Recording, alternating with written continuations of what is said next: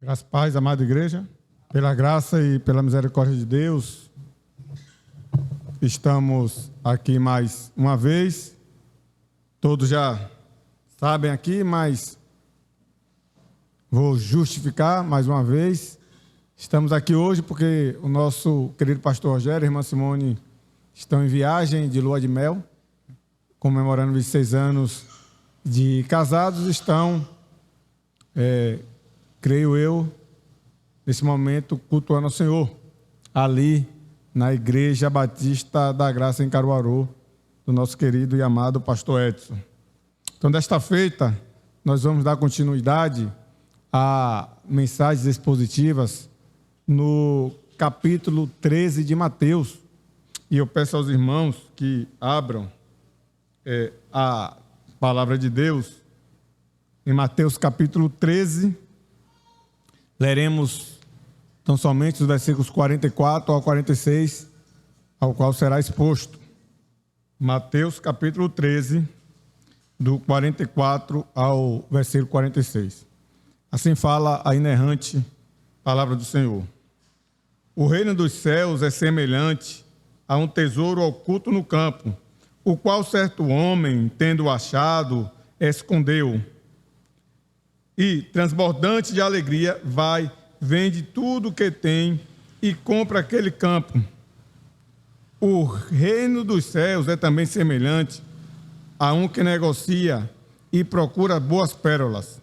E, tendo achado uma pérola de grande valor, vende tudo o que possui e a compra. Vamos orar. Santo Deus, Pai amado, nós estamos aqui mais uma vez, pela Tua graça, pela Tua misericórdia, pela Tua bondade, Senhor, para trazer uma mensagem, uma pregação expositiva, para instruir a Tua Santa Igreja, ó Pai. Mais uma vez, nós repetimos, ó Deus, que somos um vaso de barro, ó Deus, sem nenhuma qualificação, neófito, dependente da Tua misericórdia e da Tua graça, ó Pai. Então, ó Deus, que o Senhor venha a usar, ó Deus, que seja eu tão somente uma ferramenta nas Tuas mãos, e que esteja, ó Deus, sob o Teu controle, sob o controle do Teu Santo Espírito. Que possamos, ó Deus, ouvir e crer e obedecer, posteriormente compreender a Tua palavra. Que sirva principalmente para esse que fala, ó Deus. Que esse seja o primeiro ouvinte, o primeiro a crer, e assim os demais, ó Pai.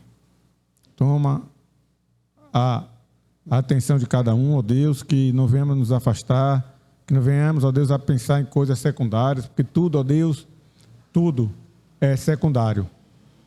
Tudo, ó Deus, é irrelevante quando se comparado a este momento, ó Pai. Então, ó Deus, que possamos dar toda a nossa atenção, do mais tenro, da mais tenra, a de idade mais ditosa. No nome de Jesus, amém. Meus irmãos, nós vimos em mensagens anteriores do capítulo parabólico de Mateus o motivo de Jesus falar por parábolas. Antes desse capítulo 13, Jesus falava abertamente.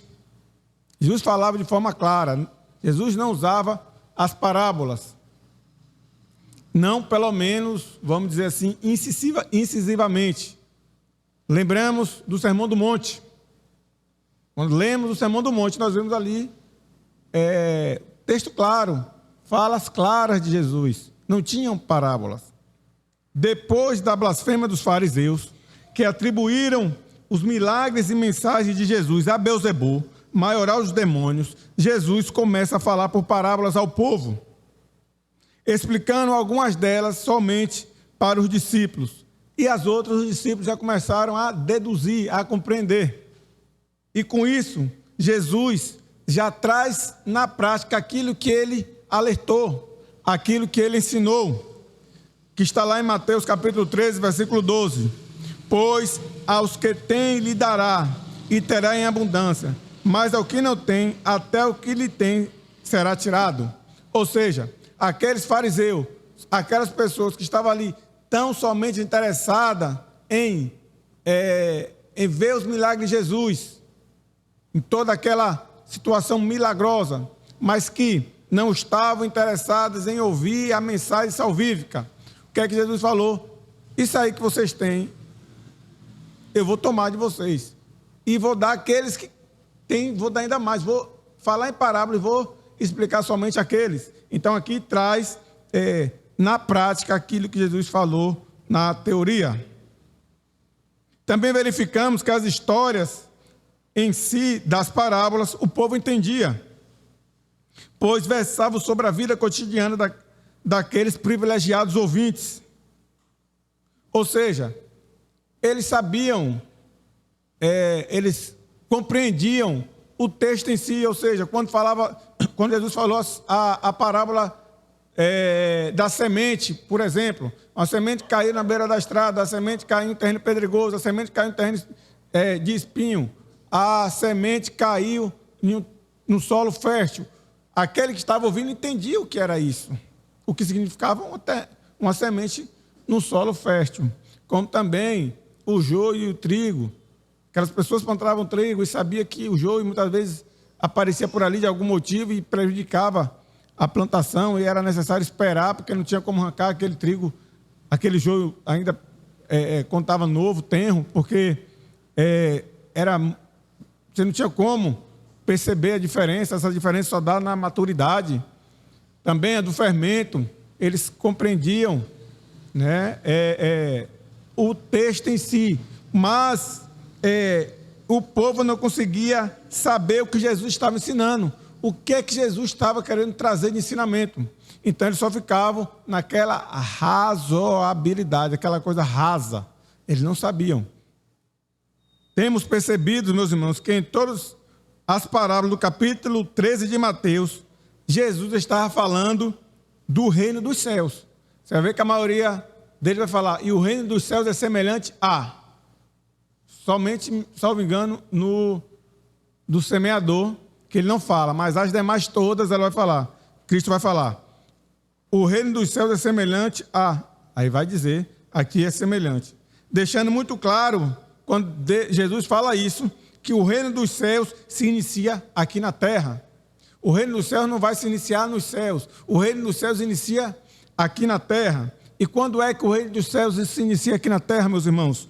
É quando morremos para o mundo e nascemos para Cristo, com Cristo e em Cristo.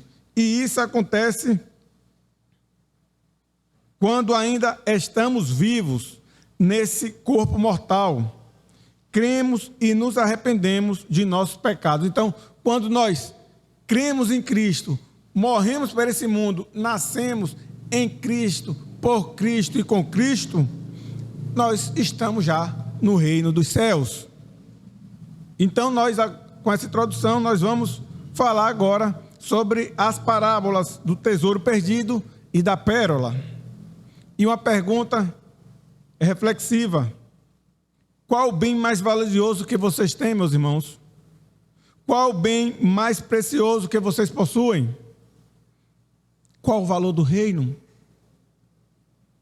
Essas duas parábolas têm histórias diferentes, porém um mesmo ensino. Então vamos verificar a parábola do tesouro perdido. Meus irmãos, com certeza vocês já assistiram ou já leram histórias sobre o tesouro perdido. Tesouros encontrados em baús, enterrados em terrenos, muitos deles com mapas de caça ao tesouro. Isso aqui não é um spoiler do retiro, mas também você vê muitos com mapa de caça ao tesouro. A exemplo do filme, entre outros, Indiana Jones. Quem já assistiu, é um filme um pouco mais antigo, apesar de ter um mais recente, que ele traz essa ideia de busca de um tesouro. As Minas do Rei Salomão, entre vários outros filmes. Jesus, como nas demais parábolas, traz aos ouvintes uma história muito comum da vida cotidiana deles, como eu falei anteriormente, pois as casas naquela época não são como as nossas, feitas de concreto. Não tinha cimento, brita, argamassa. Eram de barro. Sendo assim, não eram seguras, pois poderiam escavar uma parede e adentrar nas casas. Então, não adianta você pegar e tem aqui várias moedas de ouro, vou deixar aqui debaixo do meu travesseiro. Hoje, quem tem pode até fazer isso. Não é tão seguro. Melhor botar no banco, mas você pode fazer isso e ter uma certa segurança. Naquela época não podia. Por quê? Ainda que você trancasse na chave, abria a parede e entrava. Então, qual era o melhor? Colocar dentro de um terreno, no meio do campo, em algum lugar que só você sabia onde estava. Logo, era comum esconder tesouros enterrados em buracos. Essa questão de enterrar tesouros em buracos, em lugares secretos, tanto os filmes já relatam isso, já mostra isso. Dificilmente você vê um filme contemporâneo retratando algo como caça ao tesouro. Normalmente são filmes antigos, filmes que tratam a Idade Média, a Idade Moderna, a Antiguidade, ou filmes que tratam de civilizações arcaicas ainda nos dias de hoje. Mas ainda pessoas escondem tesouros em buracos, mas não é tão comum. Tem algum motivo específico quando isso acontece. O homem da parábola não sabia que existia um tesouro escondido ali. Ele não sabia. Ele não estava, vou achar um tesouro aqui. Ele não sabia. Ele não era o dono do campo. Ele era um trabalhador ou um arrendatário, ou seja, um que alugou aquele campo. Pois no final do versículo 44 diz: vende tudo que tem e compra aquele campo. Então ele não sabia. Mas a gente se pergunta, ora, ele está ali, a Bíblia não fala o que ele estava fazendo, mas porque ele estava ali limpando a terra, arando a terra. Mas porque já que ele achou o tesouro, ele não pegou logo esse tesouro. Estava ali, disponível, ele estava trabalhando, porque ele não pegou logo esse tesouro. Como diz por aí, achado não é roubado. Ele não fez assim, meus irmãos, pois a lei não permitia. Casos semelhantes a esses, naquela época, de tesouros enterrados, de tesouros escondidos, possivelmente até de donos anteriores, o procedimento era comprar a terra inteira para poder ter acesso ao tesouro. Então, por esse motivo, ele não pegou. E foi exatamente o que ele fez. Vendeu tudo o que tinha. E aqui, meus irmãos, preste atenção. A Bíblia fala que ele foi e vendeu tudo o que tinha. A Bíblia não está falando, vendeu todos os bens materiais que ele tinha. Ele falou, vendeu tudo o que tinha. Então, o que ele vendeu? A Bíblia não especifica, mas o que nós deduzimos? Ele vendeu casas, ele vendeu animais, ele vendeu terreno, ele vendeu filhos, ele vendeu tudo que ele tinha. Porque aquele tesouro valia mais do que tudo. E agora nós vemos a parábola da pérola.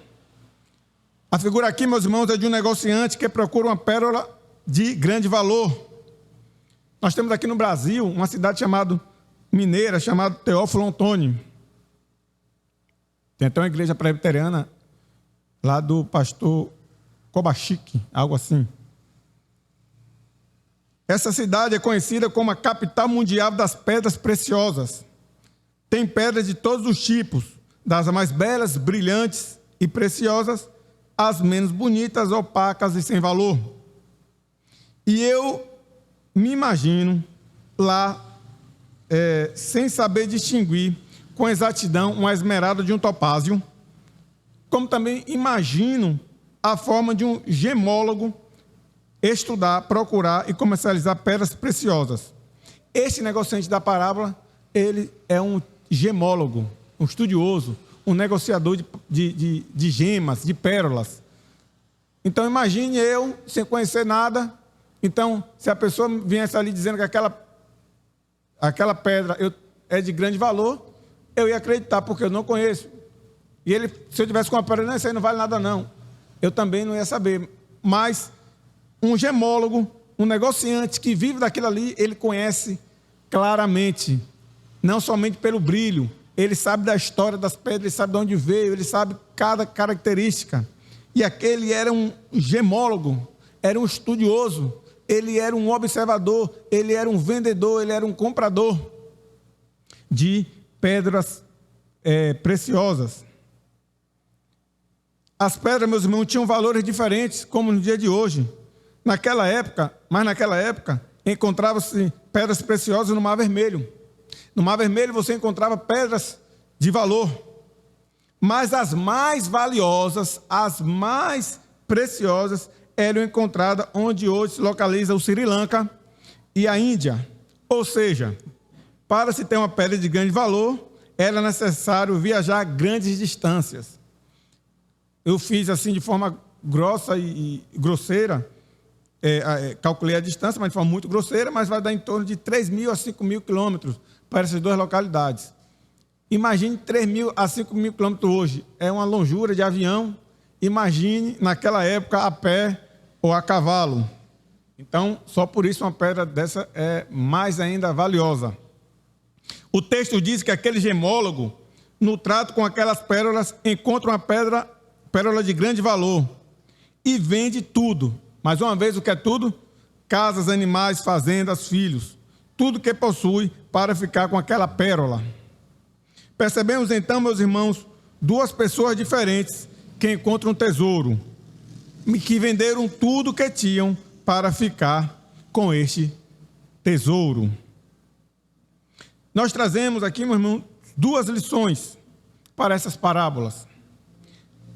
Duas grandes lições. A primeira grande lição: tanto o tesouro quanto a pérola apontam para Cristo. Então, se vocês saírem daqui e falar, eu não lembro de nada, lembre disso, pelo menos disso. Tanto o tesouro quanto a pérola apontam para Cristo. Duas coisas para vocês não esquecerem. A segunda grande lição é: vale a pena deixar tudo para ficar com esse tesouro. Então, primeira grande lição, a pérola e o tesouro apontam para Cristo.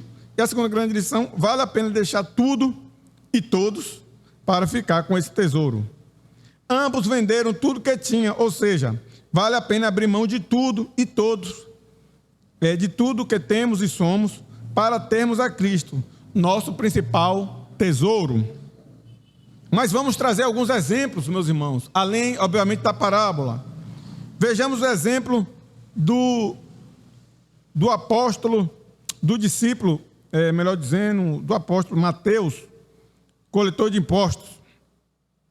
Em Marcos, capítulo 2, versículo 14, diz: quando Jesus ia passando, viu a Levi, filho de Alfeu, sentado na coletoria, e disse-lhe: segue-me. Ele se levantou e o seguiu. Observe que não teve outra fala no meio. Segue-me. Jesus foi incisivo. Segue-me. Ele se levantou e seguiu. Nessas coletorias tinha dinheiro. É verdade? Tinha dinheiro. Estava coletando dinheiro para os romanos. Mas não tinha só dinheiro, tinha soldados romanos, porque se não tivesse soldados romanos, o povo ia roubar ali. Então tinha os soldados romanos fazendo segurança. Tinham outros coletores, outras pessoas ali, auxiliares, etc. Mas Mateus deixou tudo, inclusive deixou implicitamente o governo romano. Por detrás daquilo ali tinha uma estrutura romana, e ele deixou tudo, pois encontrou algo de valor inestimável. A pergunta é, para reflexão: foi Mateus que encontrou ou Mateus foi encontrado? O texto diz por si só, mas vamos falar que Mateus encontrou algo de valor inestimável. Se ele juntasse todos aqueles soldados, todo aquele dinheiro, todos aqueles coletores, todo o poder romano, não chegava aos pés daquele valor inestimável. Já os discípulos, que eram pescadores, também deixaram tudo que tinham. Mateus, capítulo 1, 17 a 18, diz: disse-lhe Jesus: vinde após mim, e eu os farei pescadores de homens.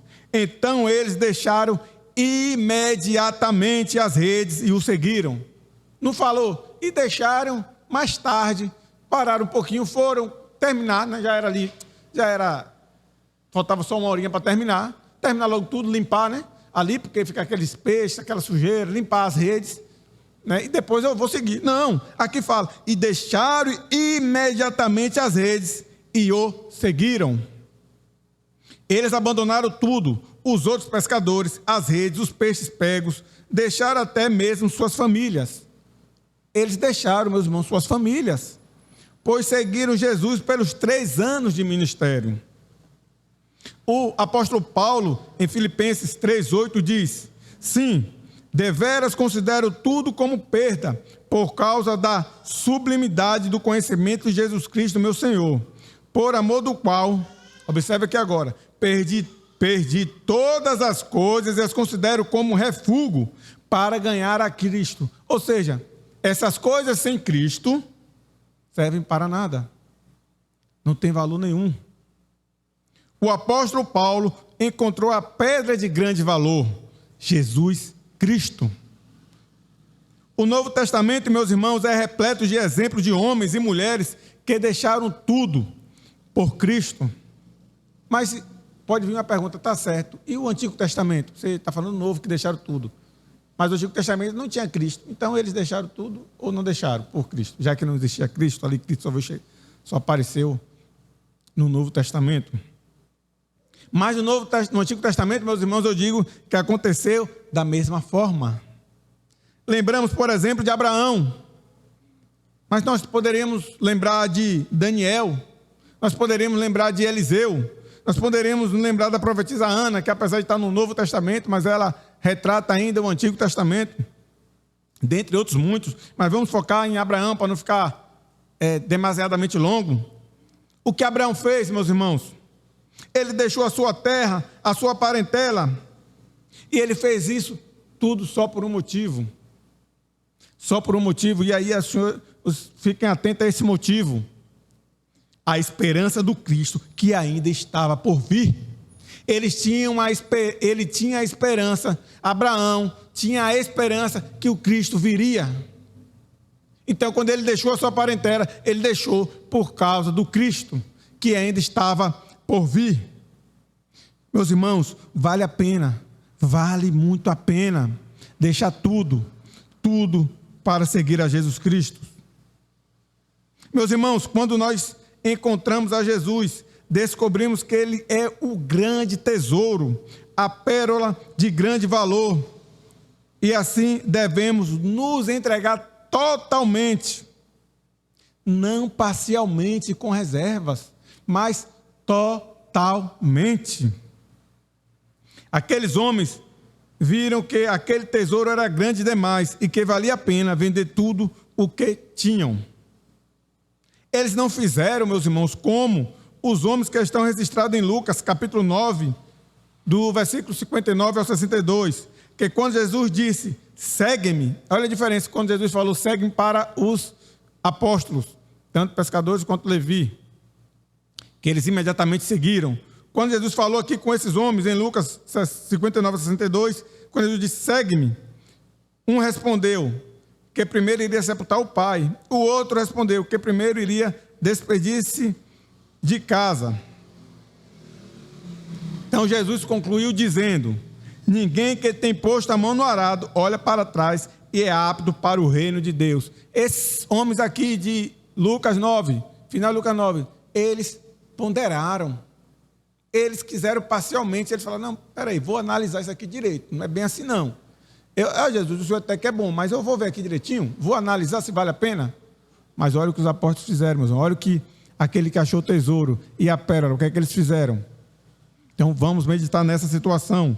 Quando nós encontramos a Jesus, não devemos nos entregar parcialmente, com reserva, como fizeram esses homens no final de Lucas 9, mas devemos fazer como fizeram os apóstolos, como fez Abraão, Eliseu e os outros. Devemos nos entregar por completo, totalmente, sem reservas. Observem que a primeira coisa que ambos os homens das duas parábolas fizeram foi vender tudo que tinha para adquirir um bem de valor inestimável, incalculável. Meus amados irmãos, as parábolas não dizem, As parábolas não dizem isso aqui que eu vou dizer. Mas o todo da Bíblia nos diz. A parábola não diz, mas quando você lê toda a Bíblia, você vai compreender isso aqui que eu vou dizer aqui agora. Então, aqueles homens, apesar da parábola não dizer, aqueles homens, após adquirir o bem mais valioso, após o trabalhador da terra, comprar o campo onde estava enterrado o tesouro, e após o gemólogo, negociador, comprar a pérola de grande valor, eles, depois de adquirirem esses bens, esse tesouro e essa pérola, depois disso, eles começaram a examinar mais detalhadamente seu bem valioso conquistado. Isso, além de estar no todo da Bíblia, é só raciocínio lógico. Ele ia comprar um bem desse e deixar lá no canto? Não. Eles estavam ali apreciando, olhando. Olha como ela é bem do jeito que eu imaginei, do jeito que eu pensei, mais ainda. Isso é muito fácil da gente conseguir abstrair e pensar e ver isso acontecendo. E não só confirmaram que são valiosíssimos, mas viram que é mais valioso que imaginavam. Não faz sentido eles comprarem aquela pérola e aquele tesouro e comprou e deixou lá no canto. Não faz sentido. Eles ficaram examinando cada detalhe, cada característica, cada cor, cada característica diferente.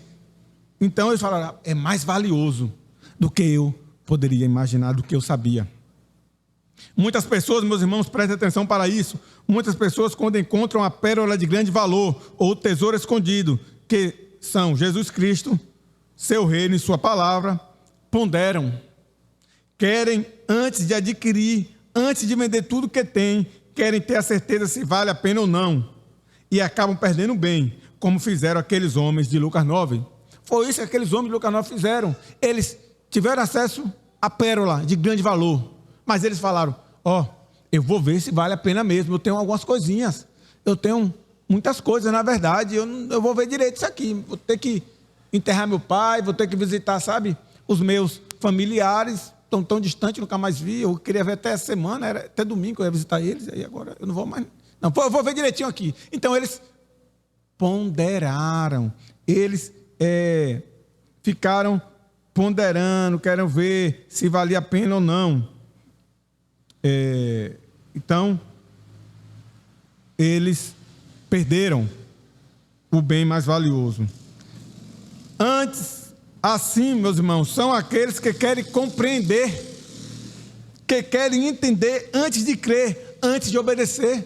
Quantas pessoas nós conhecemos que estão aí, já leram a Bíblia 1000 vezes? Eu conheço pessoas que falam, não, eu leio a Bíblia, eu leio. Mas não estão na igreja por quê? Porque eles querem primeiro eu vou entender para ver se vale a pena. É assim que eles fazem. Eles são como homens que não conseguem distinguir o tesouro de uma serpente. Então, quando eles leem a Bíblia, é para a sua condenação. Porque eles querem antes compreender. Assim como aqueles homens, após adquirirem os bens valiosíssimos, foram examinar cuidadosamente, assim são aqueles que creem e obedecem. Após crer e obedecer, irão entender e compreender a obra redentora de Cristo naquilo que Cristo permitir. Você crê e depois você vai entendendo. Em João, capítulo 7, versículo 38, diz: quem crê em mim, como diz a Escritura, do seu interior fluirão rios de água viva. Então, vamos observar as personagens da Sagrada Escritura: Pedro, João, Davi, Moisés, Paulo, Abraão, enfim, todos.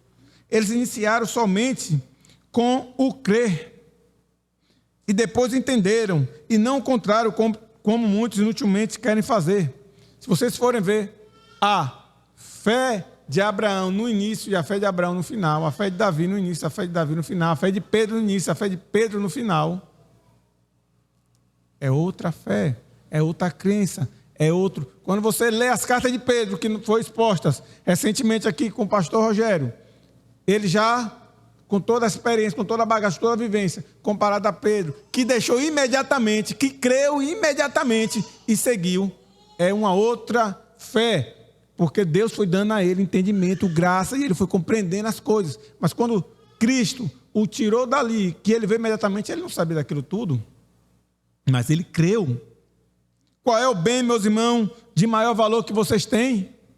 Qual é esse bem? Se de alguma forma vocês pensaram em bem material, ou mesmo em um familiar, seus pais, mães, filhos, irmãos ou cônjuges, ou até um amigo de infância, aquele amigo que chama meu melhor amigo. Cuidado com esse termo, meu melhor amigo. Se vocês pensaram nisso, meus irmãos, vocês erraram feio. Pois assim como bens materiais das pessoas, de um modo geral, também se perdem. Seja pelo abandono, viajam e vão embora, ou por morte, seja deles ou a sua própria morte. Quando você morre, você perde esses amigos. Mas Jesus Cristo é aquele tesouro que está sendo guardado, é um tesouro que não está preso a este mundo, que não te abandona e nem a morte nos tomará esse tesouro. Quando nossos amigos morrem, nossos familiares, perdemos. Mas a morte não consegue tirar o maior tesouro da gente. Como o apóstolo Paulo disse em Romanos, capítulo 8, nem a morte nos separará de Cristo Jesus. Glória a Deus. Mas, meus amados irmãos, provavelmente aqui estão as pessoas que vocês mais amam. Mas até essas pessoas, a morte irá tomar de vocês. Pensem nisso. Mesmo se elas forem para o céu, pelo menos por um período, a morte tomará de vocês. Mas com Cristo, a morte é ineficaz. Com Cristo, a morte é ineficaz. Onde está a morte, o seu aguilhão? Onde está a morte, o seu aguilhão, meus irmãos? Como está lá em 1 Coríntios 15, 55b. Graças a Deus, que nos deu a vitória por intermédio de nosso Senhor Jesus Cristo. Jesus é o bem mais precioso que nós temos e o bem que nos conduz à eternidade. Assim sendo, meus irmãos, vamos para algumas aplicações. O texto, meus irmãos, não quer dizer que ao termos Cristo, nosso bem de maior valor, que nós iremos nos fechar no porão ou em um quarto escondido da casa e abandonar tudo e todos. O texto não está falando isso. O texto, se vocês pensaram que não, estou aqui, não quero saber mais de nada nem de ninguém, vou para um monastério, né? Lá onde ficam os monges ali, como eles acham que seria o caminho correto, errado, né? Cometeram pecados piores e inimagináveis se estivessem fora. Então, o texto não está dizendo isso. Mas que tudo que temos, sejam bens materiais ou pessoas, terá o valor e a posição em nossas vidas compatível com a sua real importância. Não vai estar mais, não vai estar menos, vai estar no seu nível compatível. Ou seja, abaixo e dependente de Cristo, nosso bem inestimável. Lembre-se que os apóstolos continuaram a pescar. Eles saíram imediatamente, mas continuaram a pescar. Mas sua pesca estava pautada na palavra de Cristo. Está lá em Lucas 5, 4 e 5. Quando acabou de falar, disse Simão: faze-te ao largo e lançai as vossas redes para pescar. Respondeu-lhe Simão: mestre, havendo trabalhado toda a noite, nada apanhamos, mas sob a tua palavra lançarei as redes. Sob a tua palavra. A pesca agora está dentro do seu nível, que deve estar, está no nível dela, que é debaixo da palavra de Cristo, debaixo da palavra de Deus. Em João 21, 6, diz: então lhe disse Jesus: lançai a rede à direita do barco e achareis. Assim fizeram e já não podiam puxar a rede, tão grande era a quantidade de peixes. Ou seja, nossa família, nosso trabalho, nossos bens estarão sujeitos e subordinados a Cristo e a sua palavra. Essa foi nossa primeira aplicação. Nossa segunda aplicação, meus irmãos, é: quando Jesus for de fato teu grande tesouro, a pérola de grande valor em tua vida, você vai amá-lo, vai obedecê-lo e você vai perceber que nada mais importa nessa vida. Depois de Cristo, tudo é desnecessário. Lembremos, meus irmãos, da igreja perseguida. Da igreja perseguida nos países comunistas, países totalitários, nos países muçulmanos. Aquelas pessoas, elas por amor a Cristo, elas perderam casas, elas perderam animais, bens, elas perderam familiares, filhos, pais, irmãos, elas perderam a própria vida e perderão várias outras vezes, porque o bem mais precioso dela, de grande valor, era Cristo, e eles não abriram mão. Depois de Cristo, todas as outras coisas, incluindo trabalho, amigos, famílias, são acessórios. Cristo é o principal. Terceira aplicação: quando uma pessoa não se entrega totalmente a Cristo, ela não se convenceu que Jesus é o grande tesouro, que Jesus é a pedra preciosa. Ela fica ali refletindo. Ela, o que é que ela faz? Ou ela diminui Cristo ao nível de acessório, ou eleva o acessório, se tornando esse o seu Deus. E isso muitas das vezes são seus filhos, seu cônjuge, seus pais e, normalmente, é você mesmo. Se alguém vem a mim e não aborrece a seu pai, a sua mãe, a sua mulher e filhos, irmãos e irmãs, e ainda a sua própria vida, não pode ser meu discípulo. Quem falou isso foi Jesus Cristo, em Lucas 14, 25.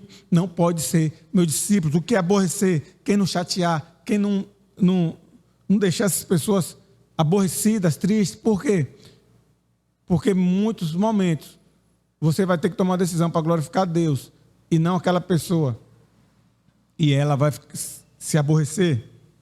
Jesus fez esse alerta, pois todos esses, incluindo a própria pessoa, querem estar no lugar de Deus, querem ser mais valiosos que a pedra angular. Essa é a grande verdade. Esta é a grande verdade. Buscais, pois, em primeiro lugar o reino e a sua justiça, e as demais coisas vos serão acrescentadas. Mateus 6, 33. Sendo assim, vamos à quarta aplicação. Todas as áreas, profissional, financeira, estudantil, conjugal, social, tudo é feito com o reino na frente, com Cristo à frente.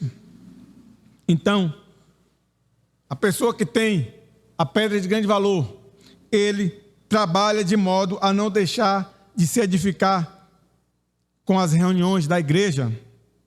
Quando ele tem Cristo, ele administra suas finanças de modo a priorizar a entrega dos haveres para o sustento da causa.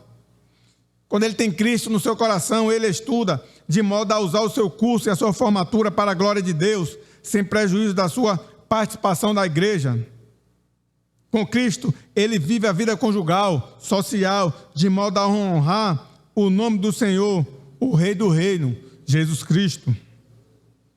Quinta aplicação, meus irmãos: se você considera outras coisas ou pessoas mais valiosas que Cristo, você corre um sério risco. Possivelmente, da boca para fora, você diz que Jesus é seu bem mais valioso, mas quando o cônjuge, filhos ou pais morrem, a tristeza toma conta de você, ao ponto de você ficar deprimido e até mesmo morrer, deixando claro quem era o seu Deus, que era o principal, era a sua rocha, no caso, sua areia movediça. Quando essas pessoas que muitas vezes dizem da boca para fora, Jesus Cristo é meu bem mais valioso, mas quando morre aquele que ele de fato tem a sua expectativa, que de fato é o seu Deus, seu falso Deus, ele morre, essa pessoa enlouquece, fica deprimida, muitas das vezes até comete um suicídio, porque ela achava que é aquela pessoa, ou aquele bem, seja lá o que for, era a sua rocha, mas não passava de uma areia movediça que afundou e levou você junto. Mas se de fato Jesus Cristo é o bem mais valioso, quando seu ente querido for embora, ou mesmo falecer, você vai sofrer, meus irmãos. Não estou dizendo que você não vai sofrer. Você vai sofrer, mas esse sofrimento é temporário e suave, pois você está firme em Cristo e em suas promessas. Você levantará a cabeça e seguirá em frente, ainda que com a tristeza da perca, mas você vai estar alegre, porque Cristo está lhe sustentando. Cristo é a sua rocha, Cristo é a sua pedra de maior valor. Quantos cristãos, meus irmãos, têm sofrido por amar mais as coisas e pessoas que é Cristo?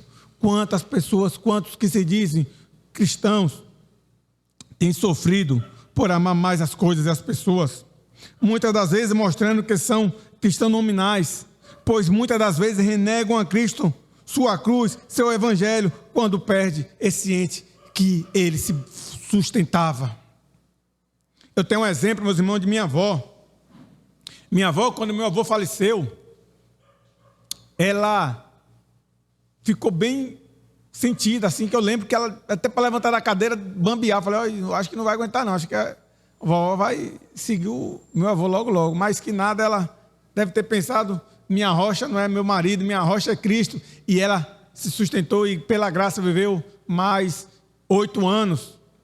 Viveu mais 8 anos, e foi porque, apesar de vovô ter sido a sua importância, nem a mais nem a menos, a sua importância de marido, que é uma grande importância, mas estava subordinado à importância, à pedra mais valiosa, que era Deus, que era Cristo. Eis agora, meus irmãos, o nosso desafio. Peguem isso como um desafio. Amar mais a Cristo que os nossos filhos, nossos cônjuges, nossos pais.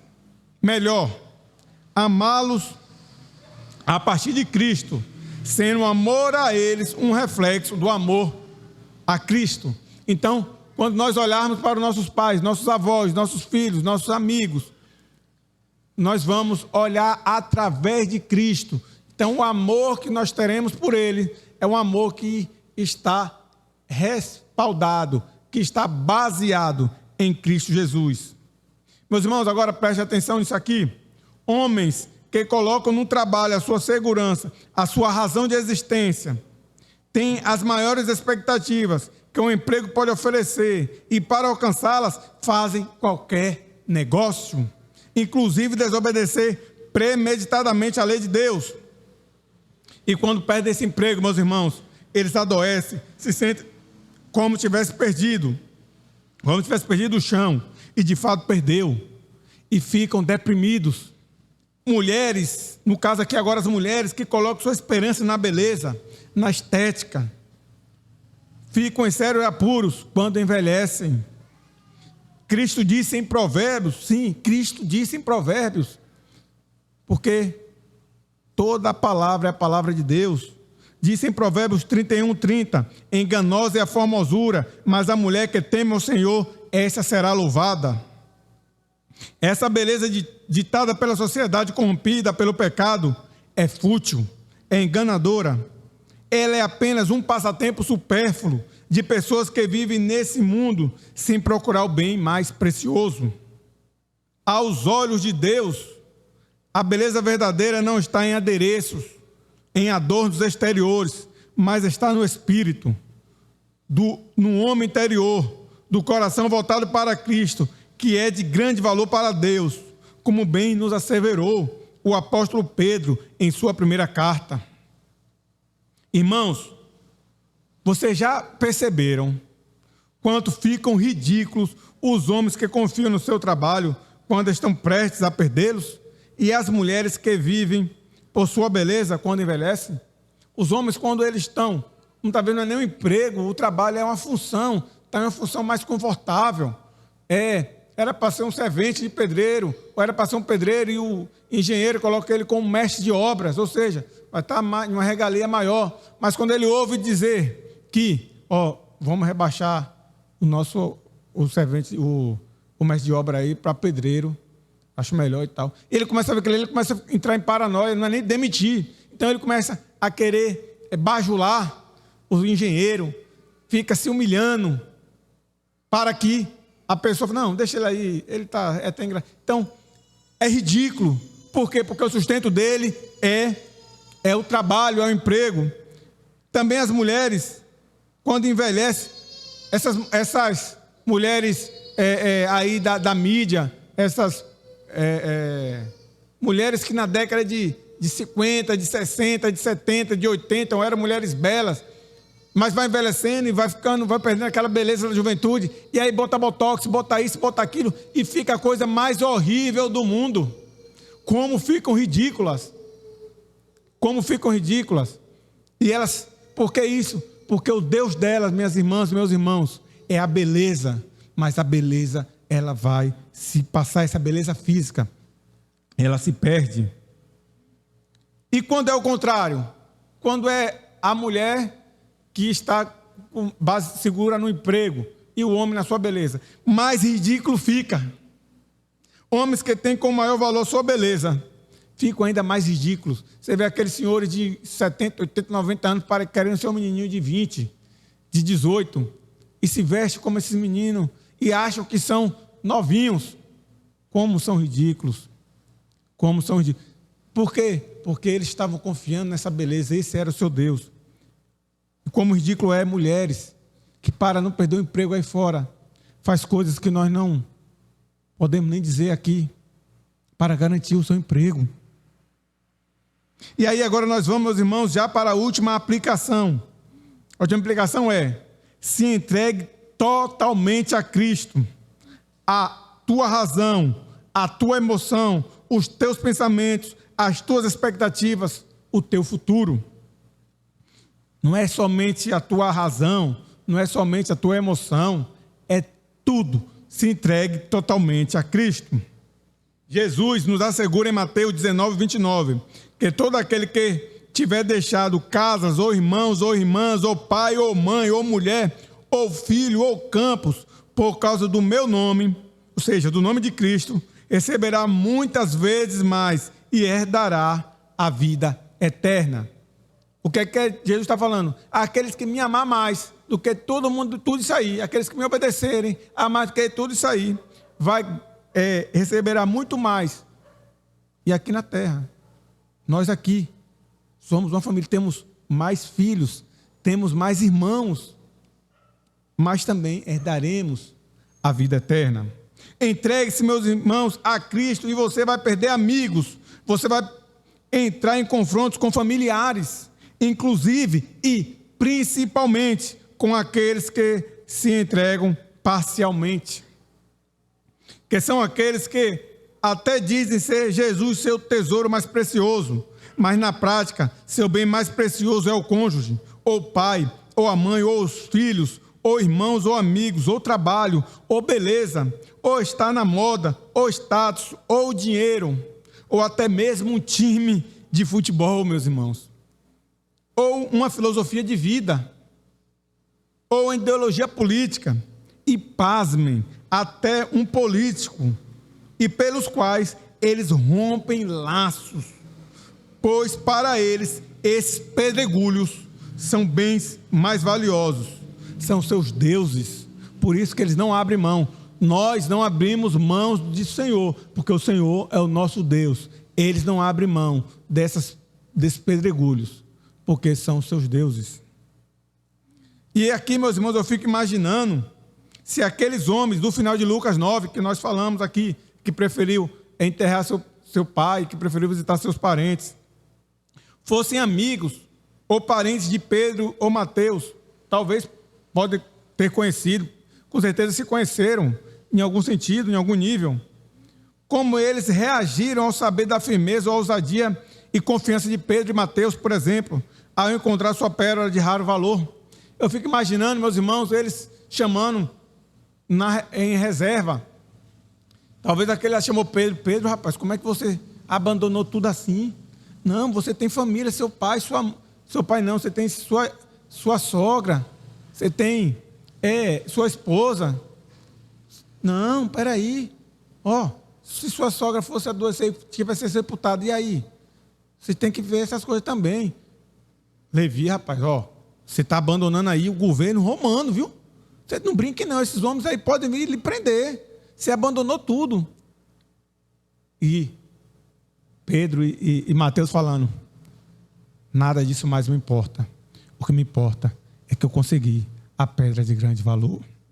Por fim, essas duas parábolas são semelhantes, meus irmãos. Ilustram o imenso valor do reino, o imenso valor de Cristo. A alegria que ela dá àqueles que encontram pela graça e a sua disposição de abandonar tudo para ganhá-lo. Meus irmãos, Deus leva as pessoas a Cristo por diferentes meios. É isso que o texto traz. Seja sem o eleito querer, ou seja, sem o eleito saber, ou seja o eleito procurando. Ao fim, é Cristo quem acha o pecador, como achou Pedro, como achou Paulo, como achou Mateus, como achou Abraão, como achou Davi, como achou eu e como achou você. Lucas 19:10 diz: porque o Filho do Homem veio buscar e salvar o perdido. Ou seja, não foram aqueles homens que encontraram o bem mais precioso, foi o bem mais precioso que os achou. Observe, José, Maria, os reis magos, João Batista, os apóstolos, a mulher Cirofenícia, o endemoniado Gerazeno, Jairo e sua filha, a mulher do fluxo de sangue, Zaqueu, a sogra de Pedro, Natanael, Nicodemos, a mulher samaritana, enfim, e as demais. Essas personagens e todas as demais demonstram que é Jesus que está indo resgatá-los e não o contrário. Se vocês forem observar, é como se Jesus estivesse passando como imã e aqueles se juntando a Jesus. Foi Zaqueu que foi atrás de Jesus? Não, Jesus que foi à busca de Zaqueu, à busca do que estava perdido. Aos olhos, não foi Zaqueu, não, foi Jesus. Jesus foi buscando. Quando Maria, com Jesus na barriga, foi visitar Isabel, foi Jesus que estava buscando a João. Os reis magos, foi Jesus que estava o chamando. Então, essas pessoas estavam perdidas, como eu e você, e Jesus resgatou a elas e a nós. Vejamos um trecho da resposta de Jesus à mulher samaritana. Mas vem a hora, e já chegou, em que os verdadeiros adoradores adorarão o Pai em espírito e em verdade, porque são estes que o Pai procura para os seus adoradores. É Deus que nos procura, é Deus que nos acha, é Cristo que nos acha. Não era Cristo que estava perdido, meus irmãos. Cristo nunca esteve perdido. Éramos nós que estávamos perdidos. Só lhe deu glória, pois estávamos perdidos e Cristo nos achou. Que Deus nos abençoe, meus irmãos.